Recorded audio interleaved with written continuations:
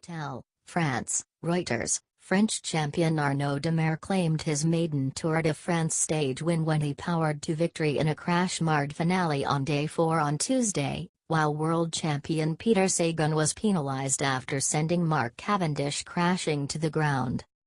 British sprinter Cavendish came down at full speed within 100 metres of the finish line after being elbowed off balance by Sagan, who took second place but was handed a 30-second penalty by the race jury. Sagan, who is looking to clinch a record equaling 6th green jersey for the points classification, was also docked 80 points. Cavendish, who has 30 Tour stage wins to his name, was trying to race up along the safety barrier on the right-hand side of the road. "He was coming from behind, I did not have time to react and go left," said Sagan, who afterwards went to Cavendish's team bus to apologise. German John Degenkolb, the 2016 Paris-Roubaix champion, also crashed as he ran into Cavendish on the ground.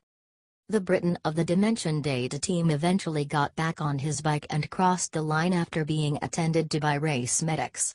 Cavendish, wearing a sling, was later taken to the race's medical center for checks on his wrist and collarbone. The race's yellow jersey holder, Geraint Thomas, hit the deck in a separate pile-up near the end, but as the incident occurred within the final 3 kilometers he will be credited with the same time as the winner. Both Thomas and defending champion Chris Froome, who was held up behind the crash, are fine, Team Sky said. "I went to the ground, but no serious damage," said Thomas, who was also brought down in a crash on Sunday. Norway's Alexander Kristoff, Katusha, came home third, but moved up to second after Sagan's demotion, as FDJ rider Démare, who has been in impressive form lately, had time to raise his arms in celebration before crossing the line. Démare, the 2011 Under-21 world champion, burst into the limelight when he won the Monument Classic Milan-San Remo last year.